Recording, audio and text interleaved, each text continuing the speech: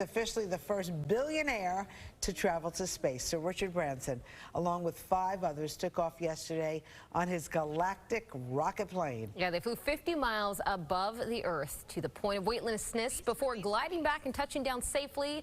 This historic trip is likely to open a new era in human space exploration. Joining us this morning, our favorite astrophysicist, Neil Degrasse Tyson. Nice to have you back on Good Day New York. Hi guys, good morning, good morning. So tell me how this is, explain it to us, how this is a turning point in Space Odyssey. Yeah, I think it's not a turning point technologically, because we've had suborbital flights ever since Alan Shepard in 1961. So what's going on here is, first you have a suborbital flight that's in a space plane, so that it doesn't plunk itself down in the ocean and get fished out by an aircraft carrier. It has wings, and so when it's done its sort of suborbital thing, where you get your few minutes of weightlessness, then it just sort of circles back and comes and lands on a runway. And so very space shuttle-like. And that means you can reuse the craft and maybe create a business model for it, such as tourism. So this is really what he has in mind at $200,000 or whatever the ticket price was a pop. This sounds like they'll keep him in business for at least a little while. The interesting thing about it is the pricing is very elastic, so that if you can get it down to like 100,000, there are that many more people who would then be interested. Down at 50,000, 25,000. So there's an unlimited supply of people with cash who are ready to do this. Yeah, I mean, it definitely is limited to people who have a lot of, stupid money, Mr. Tyson, Degrasse Tyson. Anyway, so what will this mean now for NASA? Are they just sitting back and watching this happen? Are they going to jump in the game? Yeah, I mean, there's an interesting sort of, so who's leading the race, right? So this is a race of billionaires to get a suborbital flight. Okay, but NASA, that's not of interest to NASA necessarily. What's really of interest to NASA is, if we need a ship to go to Mars, does anyone in the commercial sector have one? Oh, Elon Musk might have one, okay? And so in terms of NASA advancing a frontier, I don't see this doing that. But the more people who are thinking about space and want access to space, that can only be a good thing, because space is a place of unlimited resources. We're fighting each other on Earth for access to energy and rare earth elements and things. Those things are common in asteroids that are just blowing by us around the sun.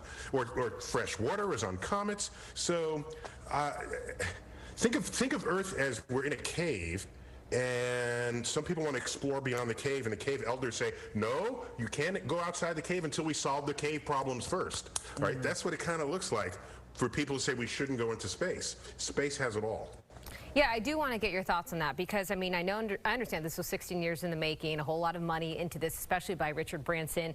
But do you think maybe it is just a little bit out of touch with the times? We are coming off a pandemic where companies like Amazon profited billions from that pandemic. Then we have this leaked IRS information showing that the richest people pay little to nothing in taxes. So I think maybe you would have a better response from people if you saw these billionaires race to maybe end world hunger, or collectively they could make college free or cure cancer. I don't know. I'm just trying to say, there's a lot more maybe that they could be doing. Yeah. I think the problem, all the problems you listed, predate space exploration, right? There were poor people before then. There were uneducated people who needed education. So to say we now have space exploration, that's bad, we should look at these other problems. We had those problems before. So I'd rather think of it as, let's do both, okay? If you have enough money to fly into space, you also have enough money to try to solve the homeless problem. I think Bill Gates has attempted many such challenges in just that way. So I think what we should do collectively is appeal to them to also solve other problems. All right, and he's not spending his last billion on this project. All right, there's plenty of cash laying around. That's true. What about this? Because I know after he came back down safely and landed, he said that these. Which is great, by the way. That's the most important thing, that nobody died. But it became that much more significant for publicity, because if he had his own skin, literal skin, in the game, to justify the safety of that craft, then who's not going to do it after that? So yeah. No, he definitely made it a little bit more, I guess, imaginable and accessible for people that have that kind of money. But when he came back down, he said, you know, okay, we're going to be auctioning off 2 seats for free, but you do have to donate to, I think, one of his nonprofits. Now, their goal is to democratize space. I want to know what that looks like. Is that like we got hotels in space, or what does that look like when you say that? No, if you really want to democratize something, you have to bring the cost down. So I think what we mean by democratize as a modern use of the word is that anyone who really wants access to it can have access to it, and it's not just for the elite.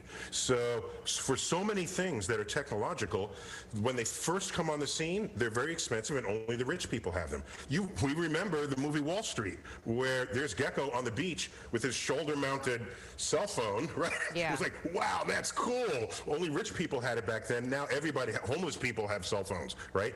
So to democratize it is to make it mass market. And what I can imagine is, even if the tickets are still expensive, you hold a lottery. Yeah. You pay $2, and there's a chance you get a free seat on the thing. Then that's an easy way to make all the money you need and have everybody participate in the access. I like your idea. I like that plan. Now, how does Jeff Bezos top this? What can he do? Well, so Jeff Bezos, he's actually going higher in the atmosphere to the sort of international, you know, there are these layers where if you go higher than that, it's called space. Oh, by the way, you didn't ask, but I'm going to tell you. Do you know how high up above the Earth he was? No. So if you take a 63 miles. Oh, yeah, say right. So take a schoolroom globe, and that's how high above it is he? So he's about 2 millimeters above the surface of a schoolroom globe. So nobody has seen the curvature of the Earth from that height. I just want to make that clear. Okay? That's where they were. So why do they call that space? Because you're high enough in our atmosphere that there are hardly any air molecules above you, so that the sky is no longer blue. All right? You have a blue sky because sunlight scatters. That's light scattered out of the sunlight that prevents you from seeing the night sky. If you go high enough, even in broad daylight, the atmosphere disappears and you can see stars in the same time in the sky that you can see the sun. So that's been the operational definition of space. Bezos will not be in an airplane from the plans that I've seen. You'll go up and then you'll have to be retrieved from where you land at your destination. So it's 2 very different modes. But he says he's got bigger windows, and it's that experience you're really looking for there. Meanwhile, Elon Musk is saying, let's go to Mars, right? Yeah. So that's a destination for you, rather than boldly going where hundreds have gone before. Very, very exciting. Closer to Earth, Manhattan Henge. How do you explain that?